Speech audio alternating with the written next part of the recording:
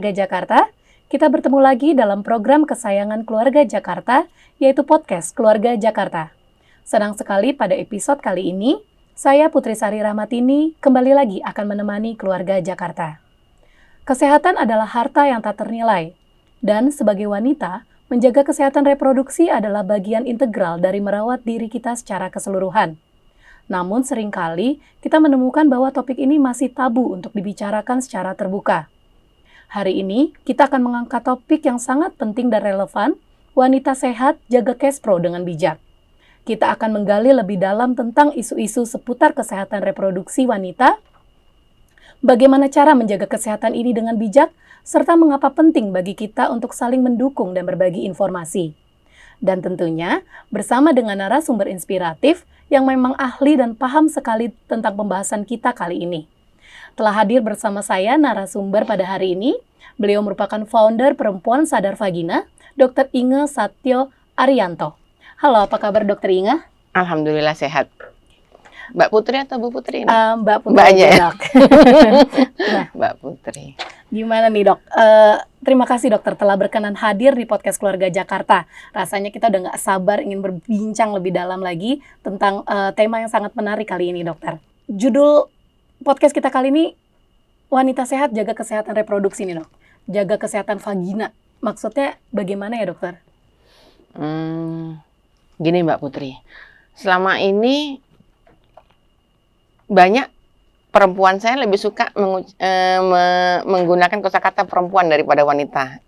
Karena itu sangat relate dengan yang mau kita bagikan hari ini. Kenapa kok saya pakai kosakata perempuan? Karena perempuan puan itu kan bijak. Jadi perempuan bijak, perempuan cerdas yang sadar dan tahu bagaimana cara untuk menjaga agar keseluruhannya selalu sehat. Selama ini banyak perempuan itu belum begitu puan. Karena yang dia jaga kesehatannya hanya wajah aja Mbak. Sementara vagina dia lupakan. Padahal vagina ini 5 pintu loh Mbak.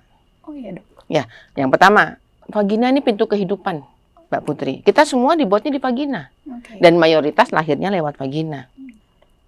Yang kedua, vagina ini pintu kebahagiaan.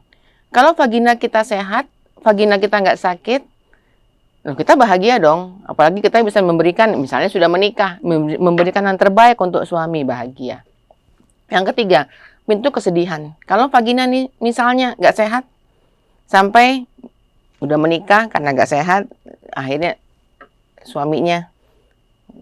Yang keempat, pintu kesedihan, pintu kematian. Kalau dari vagina ini, karena kita nggak tahu bagaimana cara menjaga kesehatannya, akhirnya penyakit di situ, kanker di situ, pintu kematian. Yang kelima, pintu kehormatan. Perempuan seperti kita dan para keluarga Jakarta yang melakukan hubungan seksual hanya dengan pasangan yang sah dan halal, perempuan terhormat. Mosok untuk 5 pintu, kita nggak puan, kita nggak bijak, kita nggak cerdas. Makanya relate dengan judul hari ini. Sehat, perempuan sehat, jaga perempuan yang cerdas menjaga vaginanya. Luar biasa. Berarti penting sekali berarti Banget. kesehatan vagina itu ya dokter. Ciri vagina yang sehat itu seperti apa sih dokter? Ciri vagina sehat, Iya. yang pasti bisa 5 tadi ya Mbak ya, 5 pintunya itu jadi keren semua. Dan itu kalau misalnya kita lihat tujuan akhirnya. Untuk agar 5 ini tercapai semua goal akhirnya, vagina sehat itu ciri-cirinya baunya khas Mbak. Seperti apa baunya? Baunya itu kecut-kecut seperti ada produk minuman berfermentasi. Oh iya. Kenapa itu? Karena sebetulnya mulai kita lahir, Tuhan itu sudah memberikan vagina perempuan itu ada kuman baik di situ. Namanya lactobacillus. Itu untuk menjaga agar kuman jahatnya agak lebih dari 5%. Jadi memang Tuhan sudah kasih di vagina perempuan itu biar sehat. Kuman baik berjumlah 95% lebih banyak daripada kuman jeleknya. Sehingga nantinya memberi ciri vagina perempuan yang sehat itu baunya khas seperti yang tadi, nggak gatal dan nggak keluar cairan. Cairan ini maksudnya cairan yang bau, yang kental, warnanya kayak susu. Itu berarti vagina kita sehat. Jadi cara menjaga keseimbangan antara kuman baik dan kuman jahatnya itu bagaimana dok? Kita kepengen biar kuman baiknya tetap berjumlah 95%. Sama persis seperti yang Tuhan sudah kondisikan sejak lahir. Caranya kita pastikan vagina kita dalam kondisi yang asam. Caranya, vagina kita kelembapannya harus ya normal. Karena kalau dia terlalu lembab, nanti bergeser, Mbak. Kalau terlalu lembab, kuman baiknya itu banyak yang mati. Akhirnya jadi nggak 65%, kuman jahatnya yang banyak. Nah ini kalau kuman jahatnya banyak, nanti jadi keputihan ini. Keputihan, jadi bau, jadi becek. Selain itu, biar keseimbangannya tadi kata saya asam, biar apa? Biar lembab, keasamannya juga harus dijaga, tetap asam. Harus tetap asam. Karena kalau sampai basah, nah basah itu kuman jahat suka banget tumbuh. Nah tapi jangan khawatir, pasti kawan-kawan keluarga Jakarta kepengen tahu. Ya udah dok, gimana caranya biar vagina ini tetap asam? Gimana vagina ini biar kelembapannya tetap stabil? Kami Mbak Putri dari Perempuan Sadar Vagina ada 15 langkah perempuan sadar vagina. Kalau ini dikerjakan, insya Allah vagina kondisinya asam. Kelembapan tetap stabil.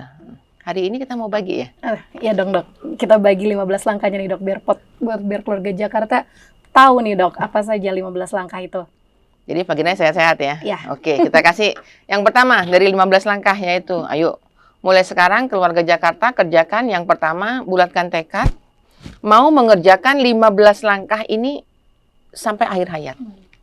Ya memang itu harus punya kemauan ya Mbak Putri untuk mengerjakan ini semua dan menginfluen. Yang kedua, ayo mulai sekarang ya teman-teman, para keluarga Jakarta, mulai sekarang lakukan pap smear dan IVA test setahun sekali. Bahkan sekarang ini Mbak Putri, pemerintah itu udah banyak endorsement loh untuk yang kedua itu pap smear dan IVA test. Kadang-kadang kan kalau ada hari ulang tahun Jakarta, pap smear dan IVA test gratis. Nah, makanya manfaatkan kegratisan. Yang ketiga, ayo teman-teman, keluarga Jakarta mulai sekarang itu rambut di daerah kewanitaannya yang gondrong-gondrong, nah itu dicukur. Ayo mulai sekarang yang nomor 3. Ini menarik nih dok. Yang betul itu dok, cukur sampai botak bulu rambut di area vagina atau hanya dipotong pendek sih dok? Kan kalau dibotakin pas mau numbuhnya kan ya agak sedikit gatal ya dok dan nggak nyaman. Itu gimana tuh dok? Kalau kami dari Perempuan Sadar Vagina, Mbak Putri, kami sarankan memang jangan sampai botak. Jadi memang dipotong itu pendek. Kalaupun dicukur tuh nggak sampai licin. Jadi yang penting pendek. Karena kalau sampai botak itu khawatirnya nanti saat tumbuhnya itu nggak tumbuh ke luar, tumbuh ke dalam. Nah, jadi kadang-kadang ada pada beberapa kasus tuh ada. Jadi disisakanlah sedikit. Tapi jangan sampai gondrong. Ya sekitar ya 1 mili lah. Karena kalau misalnya ada rambut nih misalnya, ada rambut, coba Mbak Putri bayangkan. Kan kita kan harusnya setiap habis buang air besar, buang air kecil, harus kering kan? Iya. Kalau ada rambut itu gimana kita ngeringinnya? Kan ribet. Nah, makanya ayo mulai sekarang.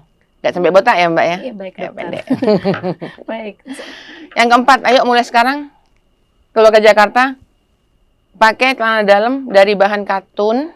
Pastikan makainya tuh dalam keadaan kering dan nggak terlalu ketat. Jadi pakai size yang di atasnya Mbak Putri. Dan jadi ayo mulai sekarang pakai underwear dari bahan katun yang nggak panas, menyerap keringat, 1 nomor di atasnya dan bersih.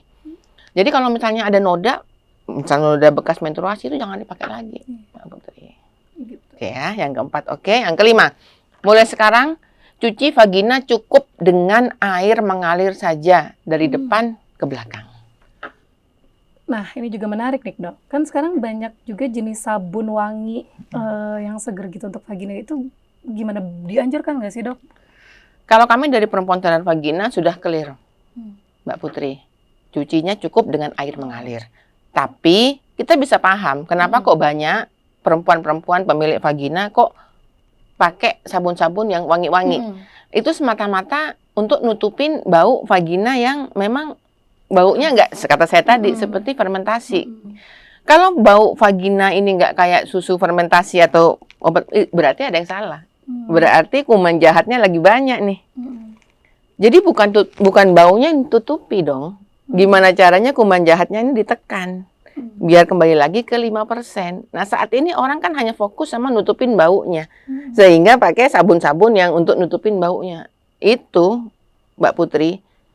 Oke, sekarang mungkin saat habis mandi ini baunya seger. Tapi berikutnya perhatikan, gatel, bau, becek, akhirnya ke praktek dokter ingat. Jadi dianjurkan nggak? Sangat tidak dianjurkan. Karena yang itu yang sabun-sabun dengan pewangi-pewangi itu malah membuat kuman baiknya banyak yang mati.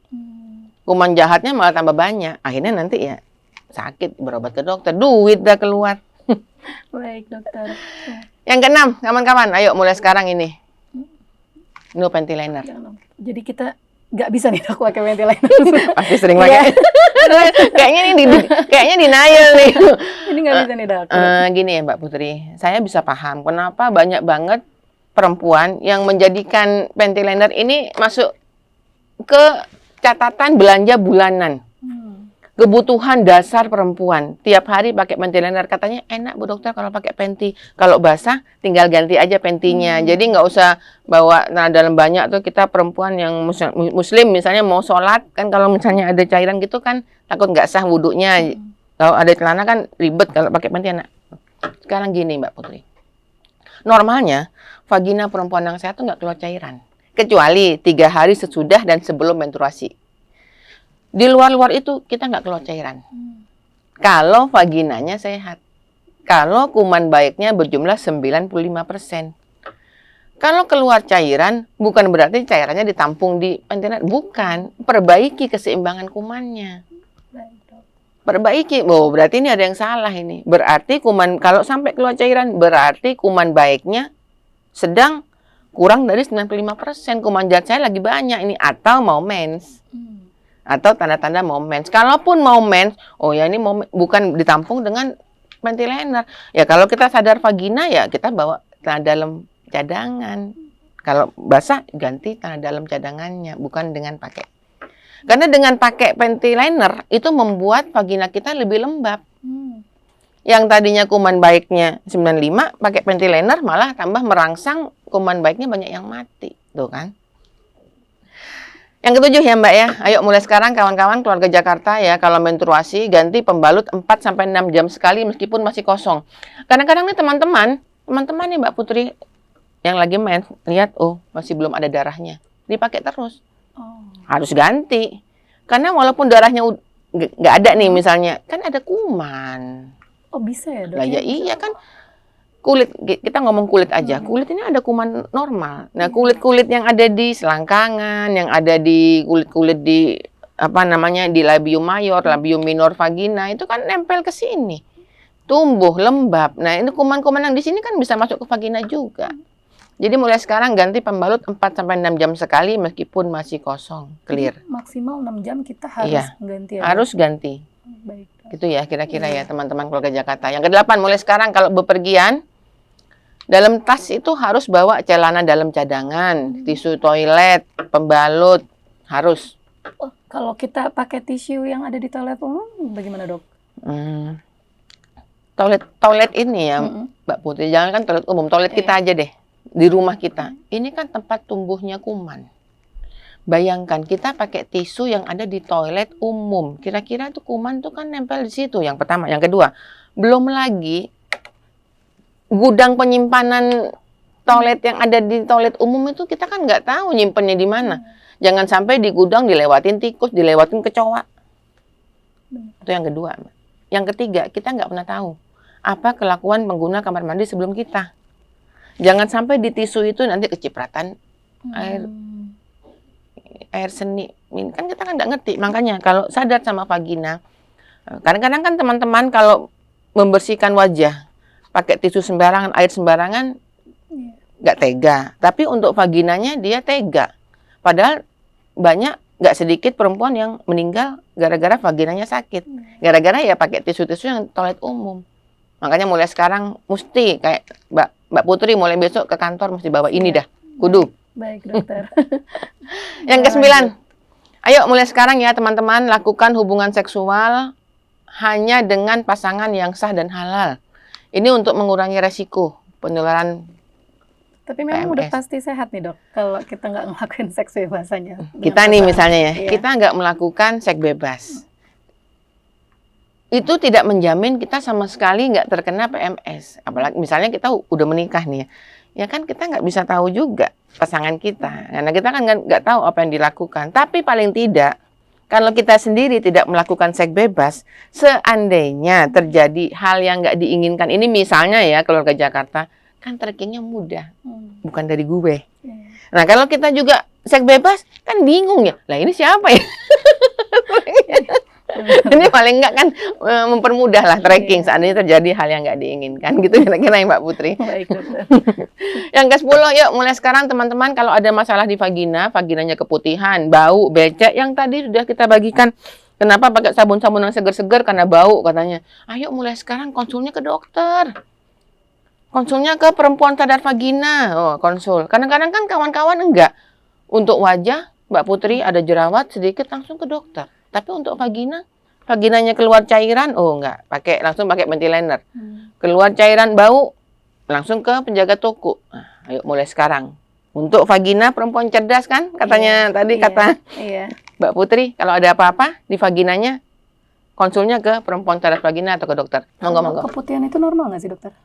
Keputihan ini, Mbak Putri, ada yang normal, ada yang nggak normal. Keputihan yang normal ini, yang keluarnya saat 3 hari mau mens, atau kalau mensnya udah mau kelar itu, tinggal dikit-dikit warnanya putih. Tapi dengan ciri, warnanya bening. Bening atau agak putih sedikit, dan baunya ya tadi kata saya, bau minuman fermentasi, dan nggak disertai dengan gatal. Kalau keputihan yang nggak normal, cairan yang keluar dari vagina, ini di luar siklus tadi. 3 hari sebelum dan 3 hari sesudah. Disertai baunya nggak kayak minuman berfermentasi, gatal, dan warnanya itu bisa putih kayak susu, bisa kuning, coklat, bahkan bisa hijau. Gitu ya. Makanya banyak perempuan-perempuan tuh keputihan, sehingga ya itu dia untuk nampung normalisasinya ya dengan ventilator, padahal enggak. Harusnya ya dibetulin itu keseimbangannya. Yang ke-11. Ini penting Mbak harus saya sampaikan, karena banyak sekali kan perempuan itu nanya di Instagram kami, Bu Dokter ini produk aman apa enggak untuk vagina, yang katanya produk untuk pelumas vagina, yang katanya biar vagina sehat. Saya nggak bisa ngomong produk itu aman apa tidak, karena kan kalau saya bilang nggak aman nanti saya kena undang-undang ITE. Lah ini kok ada BPOM-nya. Tapi saya hanya bisa membagikan tips bagaimana cara kawan-kawan bisa nguji sendiri. Produk yang dipakai di vagina itu dia bisanya ke toko nih. Ini aman apa enggak nih untuk vagina saya? Saya kembali ke tadi informasi bahwa vagina perempuan yang sehat ada lactobacillus. Berjumlah 95%. Lactobacillus ini Mbak kayak yang ada di fermentasi. Ya, saya nggak sebut merek. Nah, di mulut itu juga ada. Lactobacillus hampir sama dengan ada yang di vagina. Hampir sama.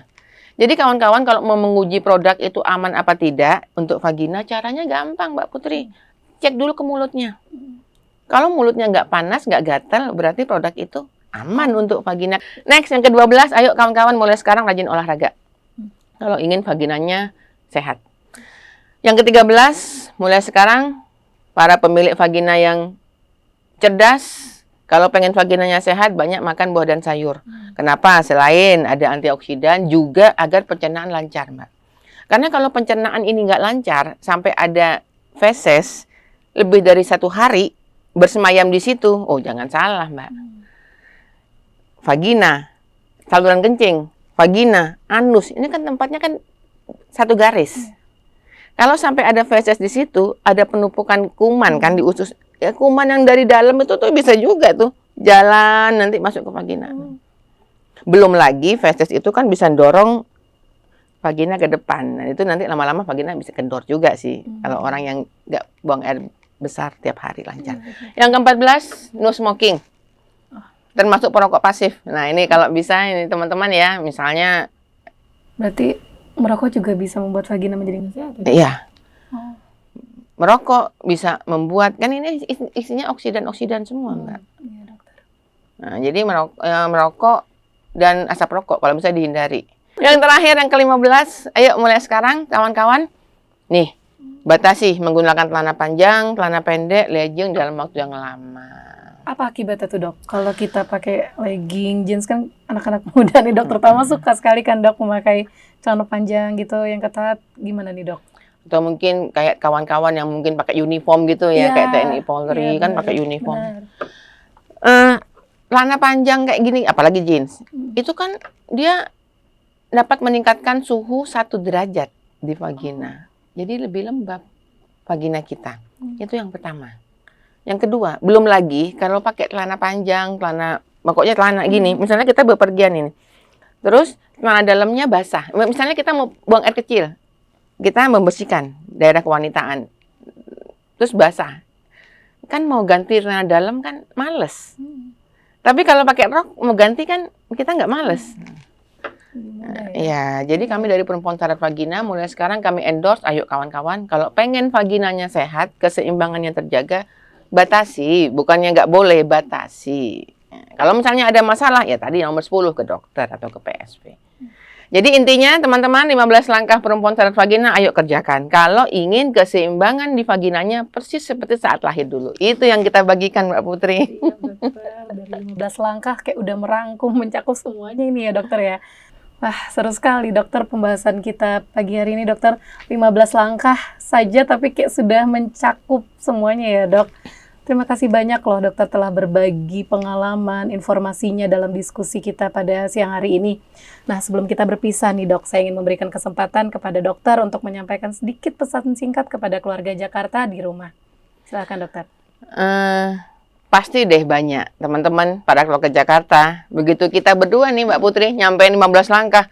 Aduh, pasti ya Allah pengen vagina sehat. 15-nya udah kerjain berat kali. Oh, mungkin awalnya berat.